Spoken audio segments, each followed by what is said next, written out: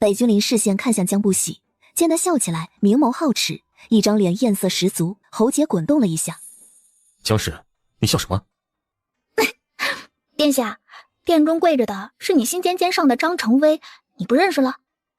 北君临张了张嘴，刚想反驳，但想到什么。张成威，你无端把脸遮起来干什么？殿下，江侧妃的太子妃，怎么回事？殿下，张成威的脸不知怎么的起了好多疱疹，臣妾已经让人去请太医来了。张成威说江氏是怎么回事？殿下，张成威说是江侧妃害他脸上起了疱疹，江侧妃听后打了张成威2巴掌。殿下，江侧妃2巴掌可是把张成威打到了地上，妾身看着都痛呢。北君临冷哼了一声，2巴掌多大点事就在这里嚷嚷，以前他一晚上还挨那毒妇好几巴掌呢，他说什么了吗？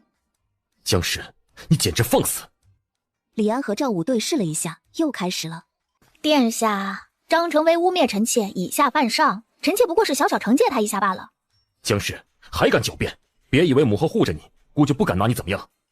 殿下就算偏心护着张成威，迫切的想定臣妾的罪，可这么多姐妹看着呢，殿下不拿出臣妾害张成威的罪证来，恐怕难以服众。姑就让你死个明白。张成威，你说说，江氏是如何害你的？张梅儿张了张嘴，她突然发现她并不知道江不喜是如何害她，所有人的视线都集中在她身上，她后背冒出冷汗来。张成威，你不用害怕，你有什么尽管说，姑自会为你做主。殿下，张成威心如战鼓，冷汗直下。好在这时太医匆匆来了，参见太子殿下，太子妃娘娘。胡太医，看看张成威是怎么了？张梅儿看到熟悉的大夫，虽然不知道他怎么在这里的，但见到是熟人大夫，心里多了几分安全感。胡太医，你一定要治好我的脸，求求你，一定要治好我的脸。成威别着急，容臣先把把脉。殿下，成威体内并无毒素，看脸上的疱疹倒像是起的不服之症。不服之症？胡太医，你帮我看看我这衣服可有问题？是花粉。殿下，妾身确实对花粉有不服之症，身上这件新衣是早上司库送来的，没想到衣服上竟带有花粉，定是有人想要害妾身的命，请殿下为妾身做主。传司库管事的来。没一会，司库的管事慌里慌张的赶来。参见殿下。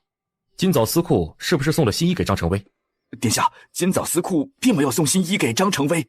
怎么会？你说谎，明明就是司库的人送来的，说是我之前裁剪新衣落下了一件，这才今早送了过来。殿下明鉴，司库所出都有记录，绝不会出这种纰漏的。殿下，在湖塘发现了一具溺亡的尸体。进来。他们抬着一个担架，上面躺着一个刚从水里捞起来的尸体。江不喜看到被水泡得发白的尸体，胃里有些翻涌，干呕了一声。北君临顿时就对护卫首领怒斥道：谁让你们把尸体也抬进来的？污了依兰宫的地，出去！成威，这是今早送衣服的工人。殿下，这具尸体就是给臣妾送来衣服的工人，定是被护之人灭了口，请殿下一定要给妾身做主。殿下，他是马厩里干杂活的小下子，平日里从不跟人交流，性格比较孤僻。去查一下，看他今天跟谁接触过，再找一下看湖塘那边可有目击证人。是，殿下。曹首领，在你眼皮子底下发生命案，巡查不力，去领30军棍。如有下次，你曹首领的脑袋也别想要了。谢殿下恩典，属下定当加强东宫的巡逻，绝不会再有类似的事件发生。暖香居的一众奴仆不能护主，各领10大板。林良地一众女眷嘲笑他人，毫无怜悯之心，禁足1个月，罚抄女戒10遍。等等，打了张成威2巴掌的江侧妃呢？怎么没被罚？侧妃江氏出手伤人，骄纵蛮横，禁足。殿下，皇后娘娘曾叮嘱臣妾要每日出去走动晒太阳，这样才对腹中胎儿好。你拿母后压姑？臣妾不敢。侧妃江氏出手伤人，骄纵蛮横，罚抄女戒。殿下，臣妾目不识丁，不会写字。江不喜又是轻飘飘一句打断他，别人目不识丁都藏着掖着，结果到他这里就这样水灵灵说出来了。你下次可不能打脸了。北君临好几次都顶着巴掌硬上朝，大臣们都偷偷瞅他，父皇也过问了好几次，他们肯定心里嘀咕了，只是没敢往那方面想。谁会想到他堂堂太子殿下竟被一个女人打？我考虑考虑。等着太子殿下雷霆之怒的众人都傻住了。什么情况？太子殿下不罚江氏了？殿下，太子妃娘娘，臣妾喝安胎药的时间到了，先告退了。也不等太子太子妃说话，就带着丫鬟大摇大摆走了。嚣张，实在是太嚣张了。江氏一个不受宠的，竟比张成威这个受宠的还嚣张。乡野刁妇，要不是母后，姑怎会容忍他至此？女眷们已经有预感了，姜氏生产后定会被太子殿下赐白绫或者毒酒。走出依兰殿后，宝儿和珠儿才敢喘口气。侧妃娘娘，你不怕吗？自然是怕的。江不喜怕克制不住，笑出了声。想到刚才北君临怨念的眼神，竟有点可怜小狗的模样。嘿，什么小狗？明明是大灰狼在等待时机，一口把它吞了呢。娘娘，你如此对太子殿下，怕是以后日子不好过了。可不是嘛。自从被北君临内司知道了孕满3月后可以行房，往后日子怕是难过了。不是他不想，主要是北君临太难缠了，没完没了，技术又差，只顾着自己。给梁帝请安。许公公，事情可办得干净？梁帝放心，绝对不会查到梁帝头上的。哼，本想着毁了那胡妹子的脸，殿下就不会宠幸她了，结果没想到低估了她在殿下心里的位置了。早知道就直接弄死她了。结果偷鸡不成蚀把米，反被禁足了。昭华殿，一位长发及腰、身穿艳色衣裙的美人，岁月静好的端坐在书案前。搞定！哎呀，真像北君临那个乌龟王八蛋。江不喜一脸满意的看着他的杰作。就在这时，一只漂亮的大手抽走了他手里的纸张，随后他就看到了北君临黑得如墨汁一般的俊脸。你什么时候来的？怎么也不让人通报一下？刚才的话再说一遍。北君临什么？说就说，反正以前也不是没骂过。北君临乌龟。红唇被薄唇狠狠堵上了，剩余的话全部被吞噬了。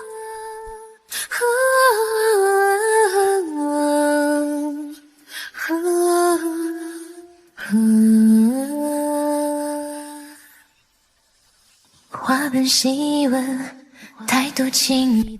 娘娘。宝儿、珠儿听到声音进来，他们看到侧妃娘娘被俊美男人压在书案上亲，那个俊美男人正是当今的太子殿下。滚！宝儿、珠儿同时打了一个冷战，赶紧出去了，合上了殿门。你们俩丫头怎么了？姑姑，太子殿下在里面。秦姑姑惊讶，但很快镇定起来。你们守在这里，不能让任何人靠近。太子殿下来昭华殿的事情，千万不能传出去。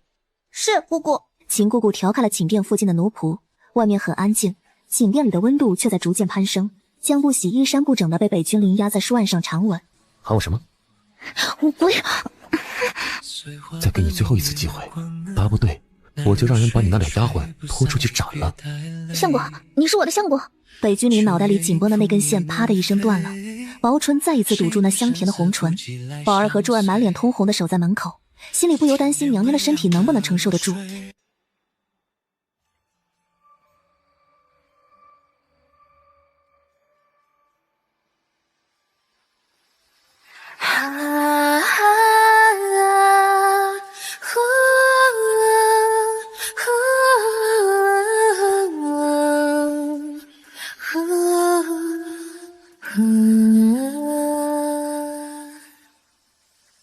花本细闻，太多情话，一字一句，羞红脸颊，风吹落花，缠绵了你我的发。花前月下，眉眼浴池水雾缭绕，江不喜一身松散的靠在刚硬的胸膛上。北君临脸色不是很好，眉眼间有着没有尽兴的情欲，俊脸上顶着一个嚣张的巴掌印。你不是为了张成伟守身如玉，今夜都不踏入后院吗？又欠教训了是不是？北君临脸上又新鲜出炉了一个巴掌印。你个毒妇，你真以为我不敢杀你吗？好啊，最好连我肚子里你的种也一并弄死。北君临一口牙齿咬碎，却又不能拿他怎么办？他堂堂北幽国的太子殿下，从来没有如此憋屈过。可就是这么可恶的女人，腹中有了他的孩子，哼，等他生下孩子就杀了他。起来了，泡酒了对身体不好。北君临伺候了他好半天，好不容易能在床上躺下来的时候，被人一脚踹下了床。你个毒妇又干什么？抄女剑去！还想进他族，还想罚他抄女剑，不治治他都要造反了。你再说一遍。北君临咬牙切齿，颇有种他要是敢说，他就掐死他的架势。以前让他喝助孕药，现在又让他抄女剑，他堂堂太子殿下抄女剑，开什么玩笑？抄女剑10遍。我不抄。你不抄，以后别想上我床。我有的是女人。北君临气的甩袖而去。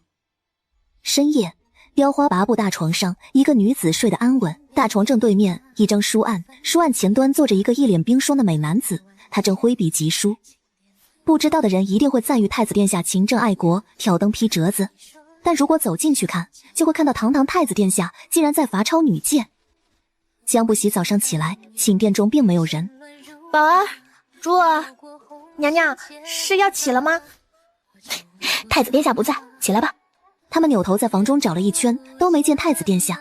太子殿下呢？他们在门口守了一夜，都没有见太子殿下出来呀。娘娘，殿下呢？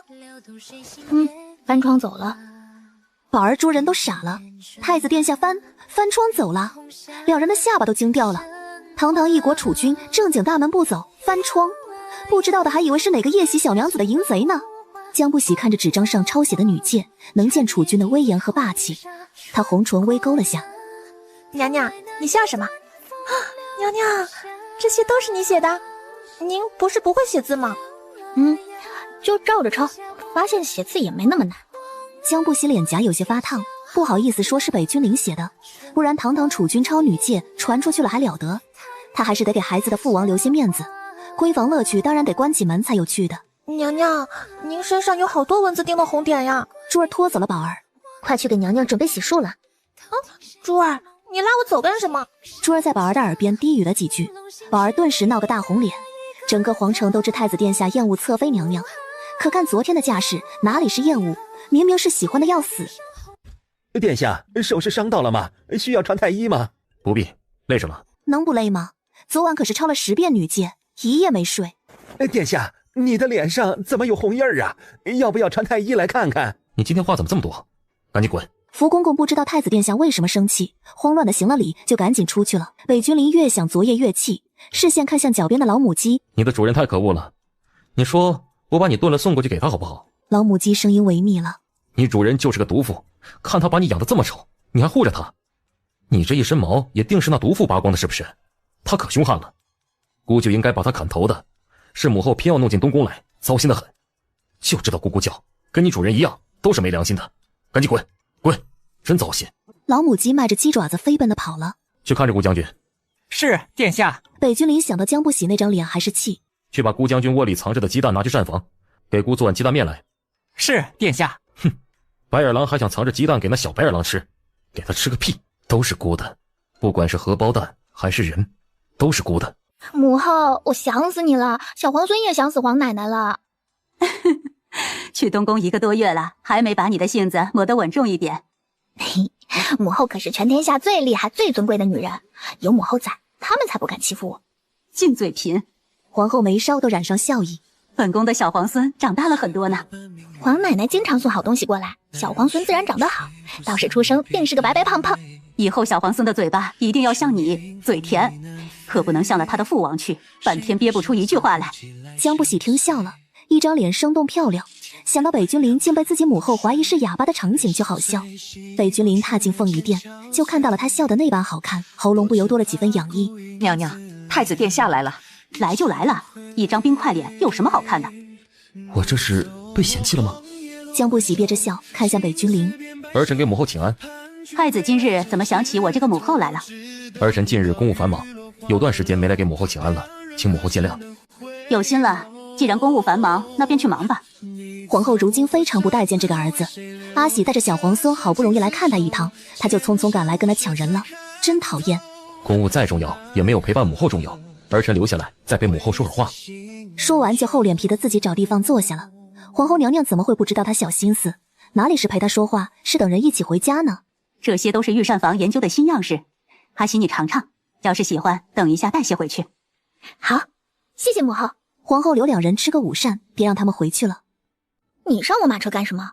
对母后笑得跟花一样，对姑就这么刻薄？阿喜，这是何道理？他唤他阿喜。江不喜眼睫轻颤，脸颊不由有些发烫。皇后娘娘唤他阿喜，他感觉到长辈的亲切，但他唤他阿喜，他怎么感觉有些羞人呢？他从来不知道，原来他的名字可以这般好听。北君临揽着他腰肢，把他抱坐在腿上，低头亲了他一会儿。想不想出宫玩？听说今天有庙会。想。1个时辰后，就这个。北君临看着是个狗的面具，脸都黑了。这女人太过分了，真当他是狗了。狗狗乖，我才是你的主人，你可认准了，不能被别的女人抢回家了，知道吗？北君临咬牙，这女人，她一国储君，戴个狗面具，被朝臣看见，她的脸往哪里放？但是看到她脸上的笑容，北君临咬紧的后牙槽松开了。罢了，等晚些时候，他自会从她身上讨回。郎君小娘子真般配。谢谢，这2个面具多少银钱？小娘子10两银钱。北君临没等他说完，给了他一锭金子。败家混蛋，银钱，不是金子。不要说10两了，就是10万钱，江不喜都嫌贵。以后我的钱袋阿喜来管，别生气了。百花楼上，红莲看着人来人往的街道，视线落在一对戴着面具的男女身上。他也不知道为什么要看他们，只觉得有股熟悉感。这时，男子腰间悬挂的玉佩晃荡了一下，那玉佩他曾在太子身上见过，那男人是太子殿下，那个怀孕的女子竟是那坐囚车的罪犯江氏。红莲无比震惊。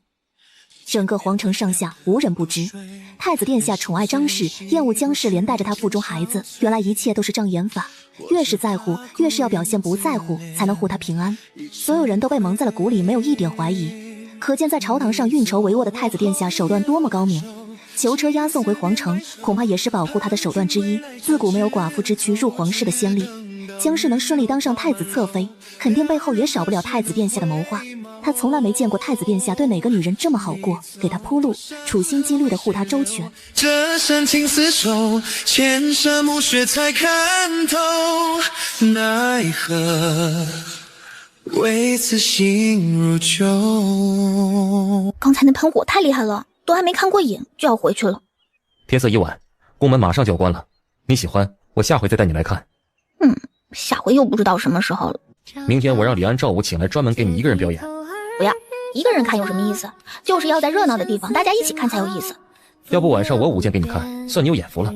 可不是什么人都能看孤舞剑的。晚上你给我表演个用屁股喷火我才看。待在角落的袁秀珍肚子饿得咕噜叫，有些气愤的跺脚。娘他们怎么还不来？能不能弄到吃的？这时，一辆华丽奢华的马车从他面前过去。江不喜，停下来，快停车！贱女人，你别想走，快停车！江不喜好像听到了一道熟悉的声音。北君临不满地轻咬了一口他的唇瓣，专心点。阿喜，我亲一下。声音轻轻，如同引诱小白兔的大灰狼。这姑娘，请留步。你们知道我是谁吗？竟敢拦我！到时候让太子砍了你们的脑袋！快给我滚开！李安和赵武一脚踹在云秀珍膝盖后窝。你们给我等着，我不会放过你们的！知道我是谁吗？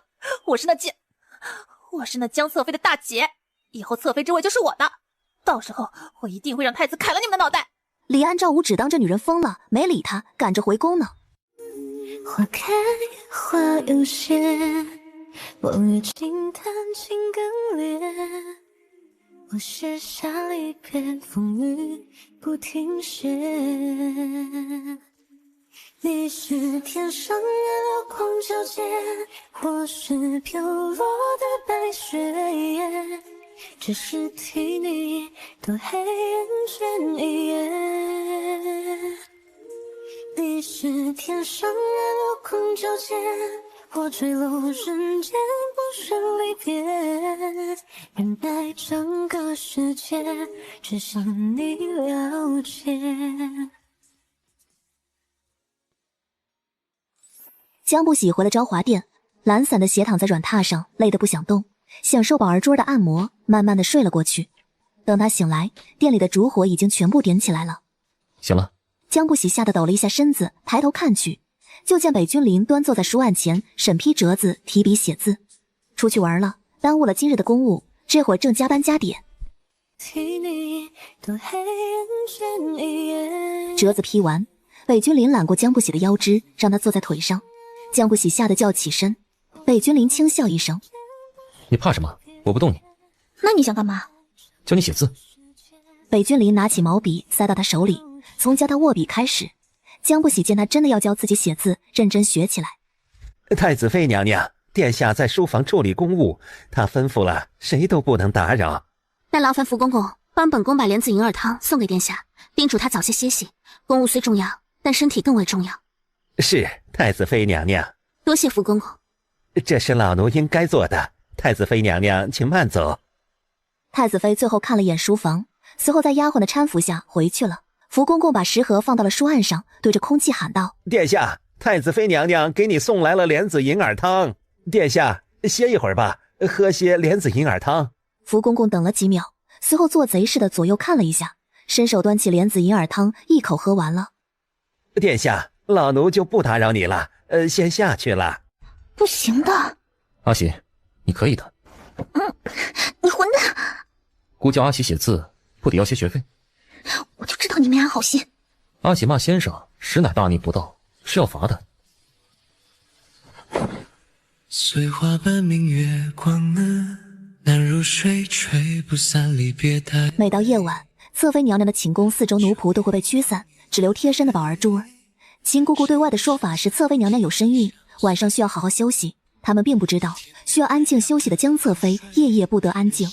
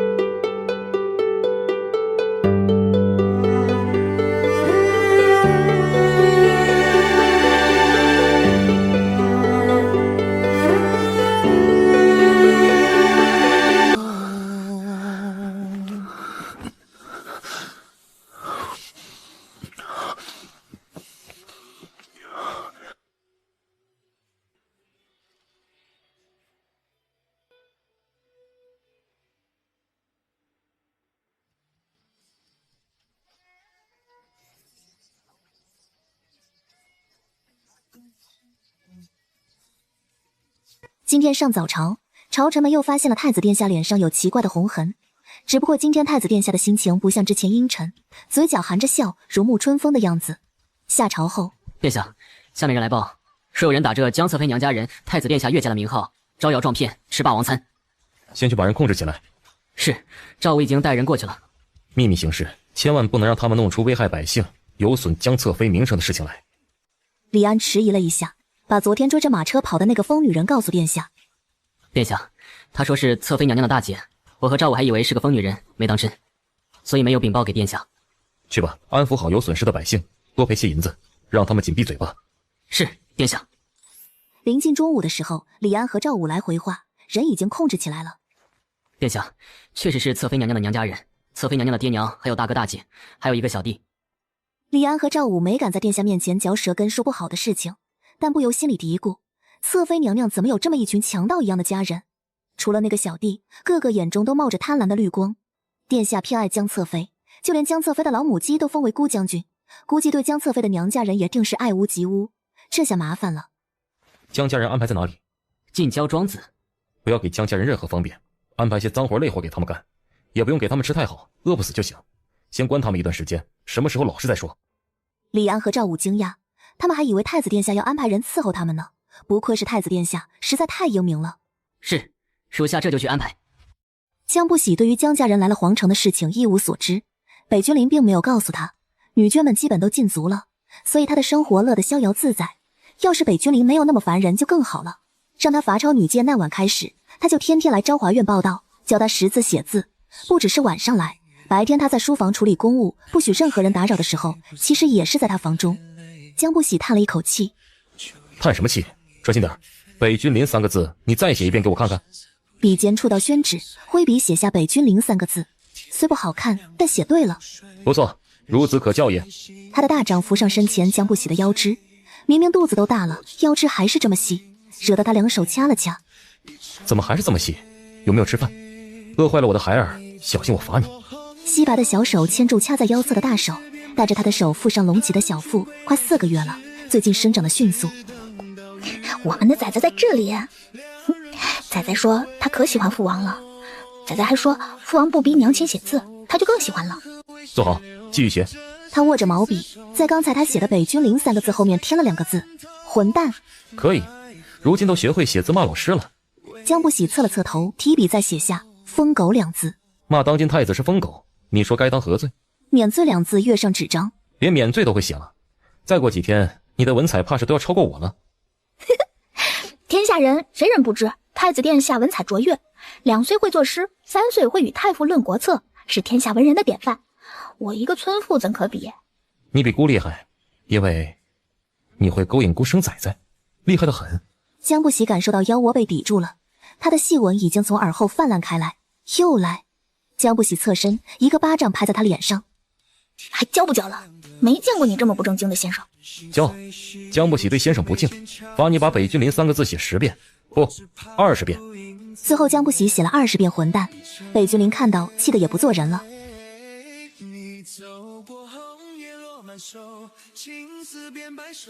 一成灰，你走过红叶落满手，青丝变白首，盼君归来这枝头，只等到雨落花满楼，两人何时能回眸？你走过山河为谁留？这山情厮守，千山暮雪才看透。奈何为此心如旧。依兰殿，娘娘，听说暖香居的奴仆们都借着打板子的由头偷懒不干活，怎么回事？好像是因为张成威不给赏钱，奴仆们不满有怨言，所以自然也就不上心了。如今这些奴才是越发没规矩了，殿下知道了，免不了又要发脾气了。张成威如今可是殿下心尖上的人儿。娘娘，殿下已经有段时间不来后院了，张成威身体还没好，江侧妃又不受宠，其他嫔妃又在禁足期，今晚要不要做一桌好酒菜？老奴去请殿下来。去送了几次糖水都没见到太子。殿下近来公务繁忙，本宫不想给殿下添麻烦。可是娘娘，你想殿下不是吗？你说你天天把折子搬到这里来劈，这么折腾你不累吗？北君临放下毛笔，拉过江不喜，把他抱到腿上。看着你，我能劈得快一些。为什么？因为想早点儿。北君临在江不喜耳边低语了一句。江不喜发现北君临是越来越没脸没皮了，也不知道跟谁学坏了。今天崽崽有没有关？北君临的大手抚摸上江不喜隆起的小腹。快劈你折子吧！你天天这样荒淫无道，小心大臣们弹劾你。谁让你勾我？我就呼吸一下，你说我勾你？阿喜一向勾人手段了得。江不喜懒得跟他说，身子乏了，去沐浴了。宽大的浴池撒了很多花瓣，江不喜倚靠在池壁，浸泡在温水里。沙曼被一只修长的大手撩开，走进来一个天皇贵胄的男人。江不喜倚在池边，视线全程在他身上，眼底有着惊艳。这男人真是妖孽。在他走近触到他眼中笑意时，他才匆忙移开了视线。偷看我？什么叫偷看？我是光明正大的看。那现在怎么不看了？看就看。江不喜一转头就被宝宠吻住了。月亮高高挂着，昭华殿外的一棵大树上，2个暗卫借着夜色憋屈地隐在树上。他们也不知道殿下来妃子房中为什么有大门不走，天天鬼鬼祟祟当那翻窗淫贼，难道这样比较刺激？以前也没发现太子殿下有这癖好啊。太子殿下当翻窗贼，他们作为暗卫守在外边，也有种做贼的感觉，每晚都神经绷紧，生怕有人来抓奸。每次天亮下职，他们都会异常疲惫。哎，这日子也不知道啥时候是头。暖香居，成威，你的脸全好了，明天就能侍寝了。太子殿下可是为了成威都很久没踏入后院了，明天成威怕是要吃苦头了。绿秀，你说什么呢？我才没瞎说呢，殿下素了这么久，成威又这么美，殿下自然会加倍宠幸成威的。张美儿想到明天可以见到英勇神猛的太子殿下了，她的一颗心砰砰跳。从她起了疱疹那天起，她就没见过殿下，也不知道此时殿下在做什么，是书房批折子，还是寝殿里歇息，有没有想他？绿秀，伺候我沐浴吧。是，成威。怎么是凉水？成威，奴婢不知道是凉水啊，烧水房就是让奴婢抬了这些水，请成威明察。成威，定又是有人害你，奴婢现在就去请太子殿下，让他为你做主。他同意了绿秀去请殿下，殿下听到了一定会来的，殿下来了就可以承宠了。做什么的？福公公，有人要害我们张成威，麻烦通报一声太子殿下。殿下已就寝，任何人不得打扰。麻烦福公公通融，太子殿下听到是我们成威的事，一定会见奴婢的。殿下已就寝，有事明日再说，回吧。福公公，我们成威是太子殿下心尖上的人，你不通报，出了事，太子殿下怪罪下来，你承担得起吗？给咱家把这个扰殿下清静的刁奴扔出去。福公公，我是张成威身边的贴身丫鬟。他话还没说完，就已经被侍卫拖走了。管你是什么张成威婢女，还是王成威婢女，给咱家守好了，任何人不得打扰殿下。是，公公。张梅儿看到绿袖回来了。成威，殿下没来，是殿下听了不想过来吗？成威，那狗奴才拦着奴婢，不让禀报殿下，甚至还扔了奴婢出来。等明日娘娘见了殿下，定要殿下狠狠地罚那些狗奴才。你没跟他们说你是我张成威的贴身婢女？说了，他们依然目中无人，不把成威放在眼里。岂有此理，太过分了！就是，他们简直太过分了。我们成威可是殿下的恩人，他们竟然如此无礼。明日我定要禀报殿下，要他们好看。次日，张成威头疼欲裂的醒来。绿袖，成威，你怎么了？谁开的窗？怎么回事？成威房中的窗户怎么都打开了？成威，不是奴婢开的，可能是昨夜风大吹开了。窗户被风吹开了都不知道，你是怎么守夜当差的？昨夜风大，奴婢整夜都守在店门口，怕店门被吹开，这眼下也得了风寒，是奴婢的疏忽，请成威责罚。张成威见奴婢咳嗽的厉害，想来也不是故意的。下去吧，下次注意着点儿。谢成威。奴婢退了下去，转身时，一道金光从眼底一划而过。依兰殿依然还是只有江侧妃来给太子妃请安，其他女眷1个月禁足期还没有过。张成威感染了风寒，可有效太医？太医已经看过了，也开过药了。江不喜嗑着瓜子，听到张成威感染风寒，不免觉得他有些倒霉。一病刚去，又来一病。娘娘，听说张成威昨晚让贴身婢女去请殿下，结果贴身婢女被福公公叫人给扔了出去。福公公是殿下身边的老人了，很少见他如此待人。娘娘，定是那丫鬟说了什么得罪了福公公。江侧妃，你的脖子是怎么了？可是被蚊虫叮咬了吗？太子妃经常能看见江侧妃脖子上有红痕。江不喜表情僵了一下。北君临那条狗，每次让他不要弄出痕迹，每次开头都答应好好，后面就全然忘记了。谢太子妃娘娘关心，臣妾从小就容易招蚊虫，不碍事。苏妈妈，去取些驱蚊香包赠予江侧妃。是，娘娘。谢太子妃娘娘。娘娘，太子殿下一下朝就去了暖香居。好，知道了。江不喜接了太子妃赠予的香包，就告退了。娘娘，药熬好了。这汤药是前段时间夫人带着名医来给娘娘诊治开的通运药。太子妃嘴巴里残留着浓浓的苦药味，连带着心里都是苦的。江氏何其幸运，只是一晚便怀上了殿下的子嗣。娘娘年轻，小皇子会有的，不必过于忧心。再者，娘娘喜欢孩子，那江氏不得殿下喜欢，待她生产后，娘娘把孩子抱过来抚养，娘娘就是她的母妃。本宫不喜欢殿下与其他女人的孩子。暖香居，张梅儿身穿寝衣，被太子殿下免去行礼后，身体虚软的靠在床柜，因为怕过病气给殿下，所以她不能靠近。一张纱幔阻隔了他们，他们已有半个月没见了。可是殿下并没有靠近他，远远的端坐在圆椅上。他不由想起了那次在放牛村，朱寡妇得了风寒，殿下也是这般离他远远的吗？张梅儿心里总觉得哪里不对劲。福公公，张成威婢子昨晚来禀报，为什么不通报？殿下饶命，老奴见殿下已经歇息了，所以才……殿下饶命，老奴不敢了。自己去领20大板。谢殿下饶老奴一命。很快，太子殿下为了张成威打福公公20大板的消息传遍了东宫。刑房打板子的声音传出，伴随着一道道惨叫声。大家都道福公公被打得好惨呀。没人知道被打得好惨的福公公此时正坐在刑房的椅子上，翘着兰花指，端着茶盏喝茶。刑房中间放置着一个长凳，上面放着一个布包，一个小太监拿着板子正用力啪打。每打一下，福公公便配合的嚎着嗓子叫一声。福公公打了20大板，路都走不了，是被李安和赵武抬着出刑房的。福公公嗓门不错呀。李侍卫过奖过奖。公公得了陛下赏赐，可别忘了我们兄弟俩。那是自然。李安和赵武抬着福公公进了玄机殿。太子殿下并没有在书案前处理公务，而是蹲在地上，手心拿着一把精米，正喂着姑将军。殿下，老奴领完罚回来了，演技不错。都是殿下可怜老奴一把老骨头，老奴这才能继续侍奉殿下。得了，越老越啰嗦。福公公没敢再说话。你这干儿子调教的不错，殿下用的顺手，就是小福子的福气。既然有你干儿子在姑身边伺候，姑便给你半个月养伤假，出宫去看看家人吧。谢殿下。他已有好久没回家看老母亲了。殿下，那老奴就出宫去了。北君临挥手，福公公行了个礼，随后脚步轻快，归心似箭。上。太子殿下一个字，正要走出殿门的福公公立马回来，利索的躺回刚才的担架，让李安和赵武看得好笑。把他送出宫回家养伤去。是，殿下。自己去账房领10两黄金当药费。谢殿下。李安、赵武抬着福公公去账房领黄金去了。一路上，福公公还哎呦哎呦的嚎。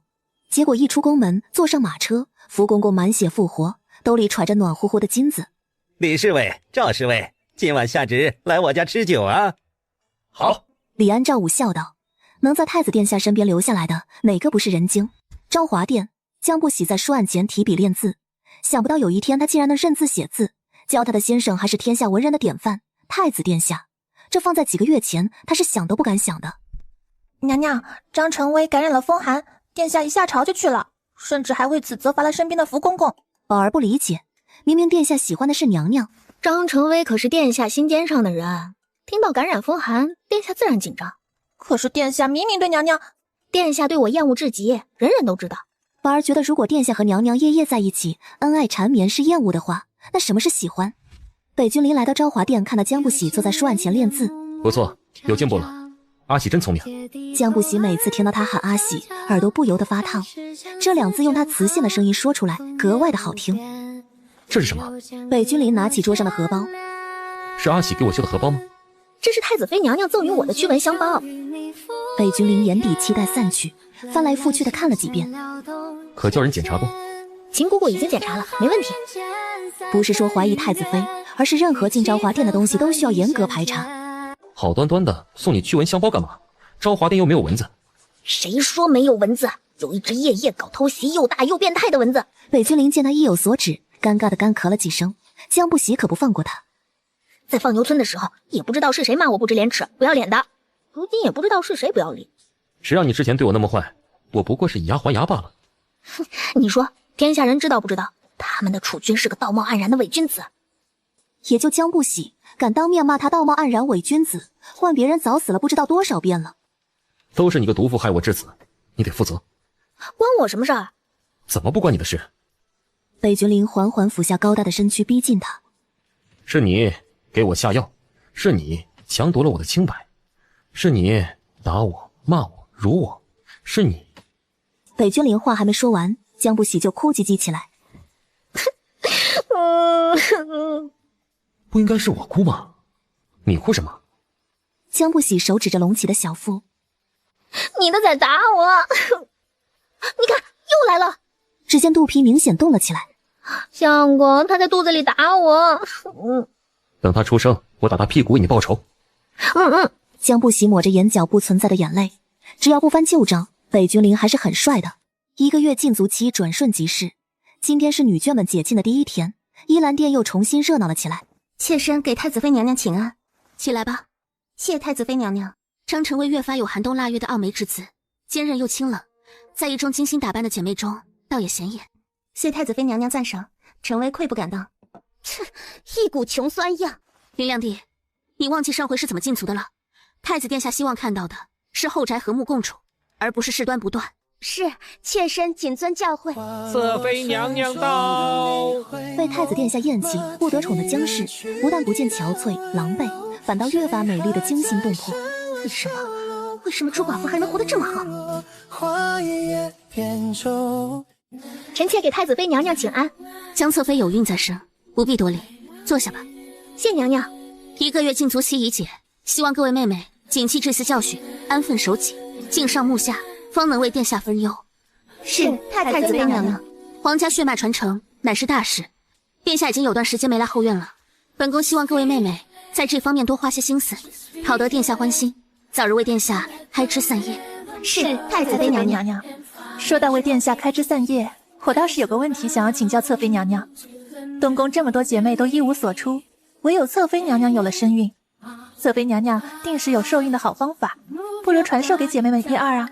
女眷们都看向江不喜，期待她传授受孕的好方法，就连张梅儿也竖起2个耳朵听。既然你们这么想知道受孕的好方法，那我就告诉你们吧，谁让大家都是姐妹呢？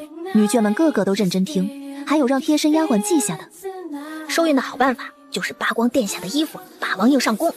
他要是敢反抗，扇他几耳光就老实。江不喜的话，对于这些养在深闺、知书达理的女眷们来说，是多么惊世骇俗。他敢说，他们都不敢听啊！什么扒光殿下衣服，霸王硬上弓，简直倒反天罡，大逆不道！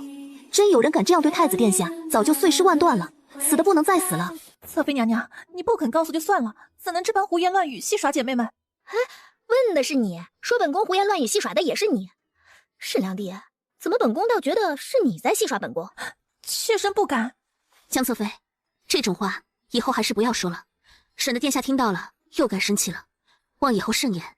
是，太子妃娘娘。不相信就算了。经此一事，女眷们私下里看江不喜的眼神都像看疯子一样。多吃点儿，长肥点儿，不然你主人又得说我虐待你了。等一下让工人带你抓点蚯蚓吃，没点肉荤也不行。我对你这么好，下回你见到你主人得多说我好话，知道吗？最近他对我一点都不好。你说你没毛，到时候冬天不得冻死啊？殿下，林良娣在殿外给殿下送来了人参老母鸡汤。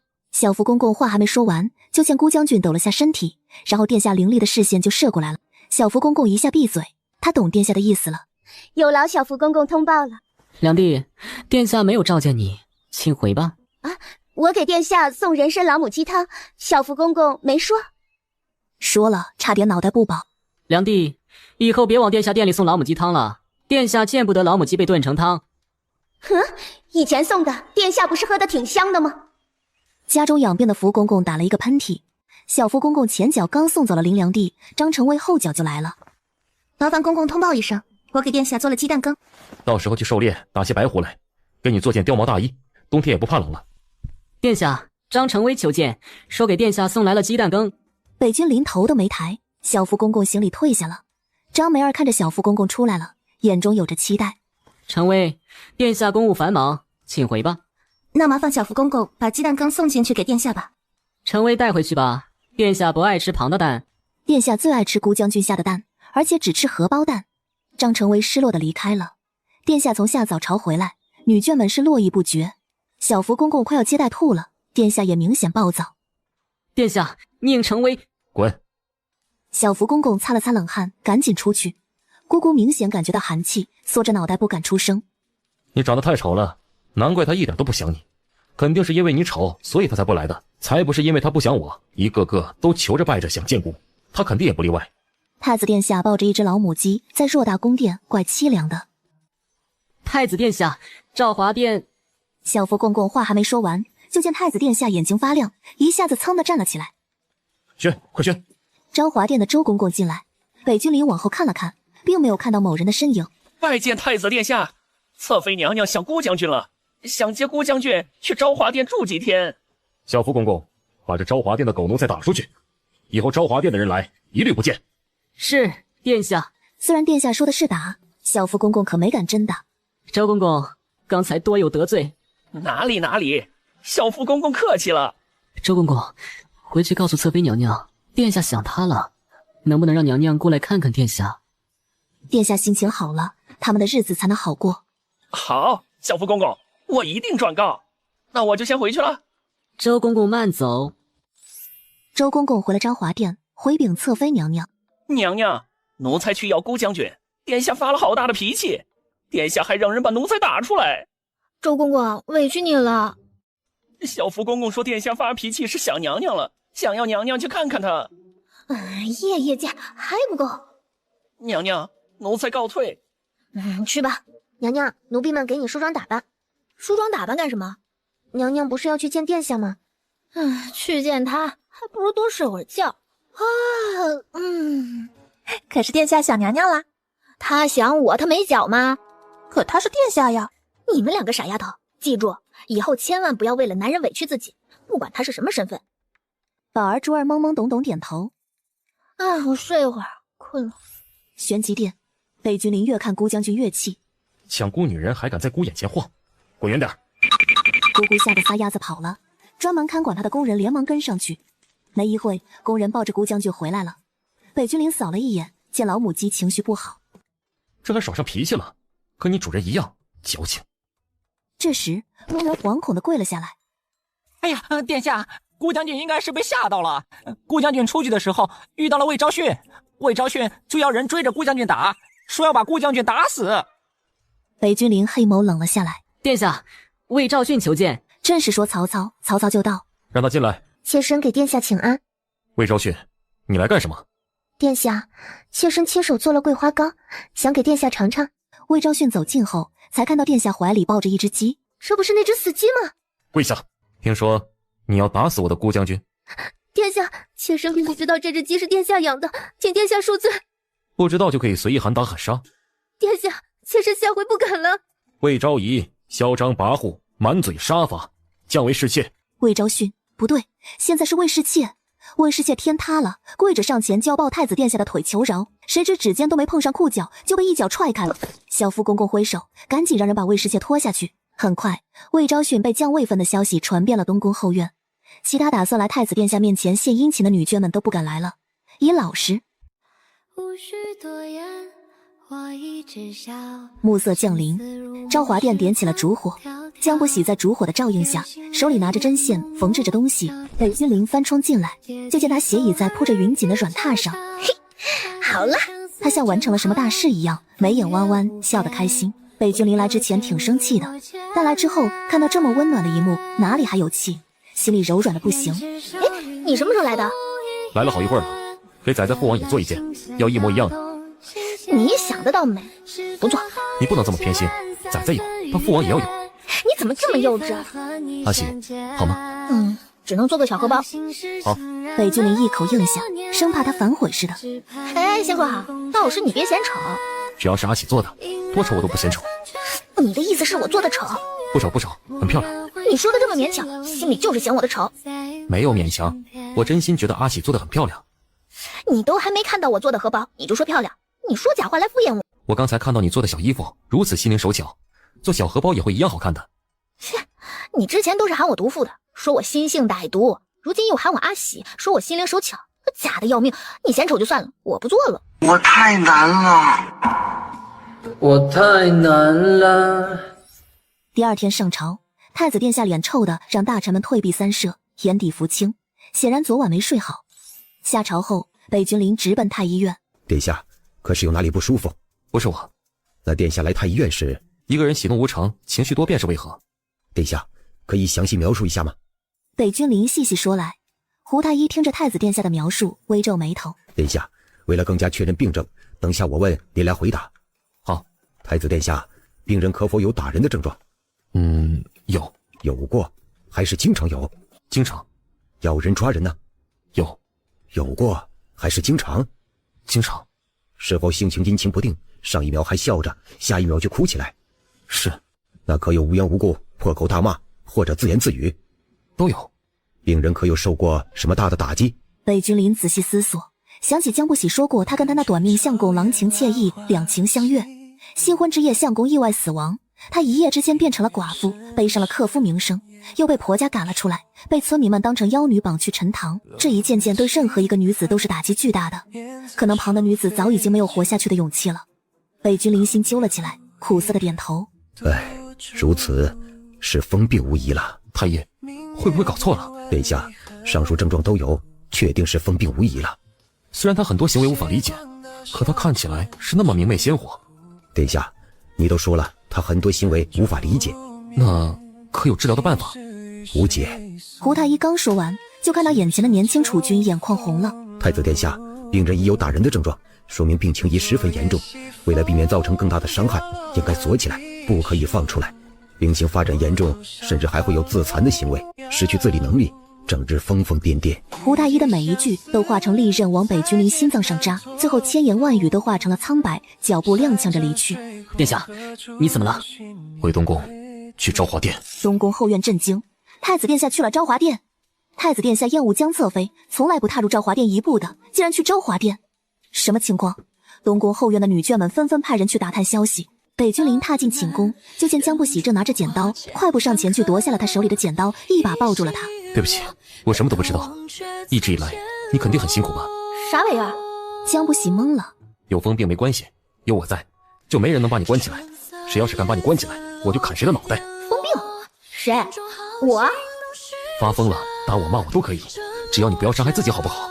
之前我还骂你是毒妇，现在我才知道，原来你打我骂我并不是发自你内心的，你只是发病了，你心里肯定也很煎熬，很痛苦，对不对？以后我再也不骂你是毒妇疯狗了。北君临抱紧江不喜，内心无比自责和心疼。以往种种，他能有什么错？他只是病了。阿喜，哪怕你疯得没了理智，你不认人，大小便不能自理了。北君临话还没说完，就被江不喜狠狠一脚跺在了脚背。哎呦，你这个毒妇干什么？哎，这话应该是我问你才对，突然跑来我这里发什么癫？北君临想到他有疯病，黑眸浮上沉痛，安静了下来。他要是真的有个3长2短的话，自己怎么办？仔怎么办？说话哑巴了。阿喜，我不疼的，你不用自责。啊？没关系的，疯病而已，你别有心理负担。北君临的脸上浮起五指红痕，脸上乌云密布。江不喜抬手准备再给他来一下，被他的手拦截住了。毒妇，你别太过分。哼，你不是说我得了疯病吗？对不起，我是疯了，控制不住自己，所以只能委屈你一下。江不喜说完，张嘴就咬在了北君临手上。你这疯女人，松口！来人，快把这个疯女人关起来！娘娘，有话好好说，你先放开太子殿下好不好？娘娘，殿下咬不得，咬坏了可就麻烦了。娘娘，殿下的肉不好吃，你饿了，奴婢吩咐厨房做红烧猪肘子好不好？江不喜思考了1秒，放开了北君临。你简直是不可理喻，疯得彻彻底底。滚！江不喜手里的一个东西拍在北君临胸膛上，北君临拿起一个明黄色的精致小荷包，荷包上面绣着一只白毛大狗狗，他飞快地踹进衣襟里。滚就滚，不可理喻的疯女人！北君临怒气冲冲地离开了昭华殿。这江氏简直是条疯狗，如果不是母后施压，孤根本不可能踏入昭华殿一步。走，回玄极殿。东宫后院的女眷们都在关注着昭华殿的情况。太子殿下一从昭华殿出来，他们就收到了消息。娘娘，江侧妃想争宠，只是手段太愚蠢了，通过皇后娘娘向殿下施压，殊不知这样只会让殿下更加厌恶她。江侧妃怀有身孕，殿下又对她不闻不问，她也是没办法了。殿下素来讨厌又哭又闹、不懂分寸的女人，可惜江侧妃空有美貌，实在是个蠢的。玄极殿，北君临看着手上的嚣张牙印，他并没有叫太医，而是自己处理。自己前脚从昭华殿出来，后脚就叫太医，他会有麻烦的。一个明黄色的小荷包，就连上面穗子都精致好看。他爱不释手地翻看着，就是上面的白毛狗狗实在碍眼。那个女人实在可恶，她堂堂一国储君，乃是真龙之子，绣一只狗给她，看在绣得挺可爱的份上，留着吧。北君临把明黄色的荷包挂在腰带上，压了压嘴角，拿起桌上的折子看了起来。北君临故意咳了2声。殿下，可是身体不适，可要传太医。北君临不回答，继续看着折子。小福公公偷偷打量，终于看到了一件不同寻常的东西。狗，太子殿下乃是龙子，身上挂个狗，不般配没关系。小福公公能硬夸。殿下，这小荷包真是精致好看，显得殿下更帅气了呢。那江氏硬是要塞给姑，还说是他亲手绣的，谁稀罕？殿下，侧妃娘娘定是爱极了殿下呢。北君临心情不错，眉梢染上笑意。小婆子，你最近当时还不错，自己去账房领一锭金子。谢殿下赏赐。行，下去吧。小福公公退下了。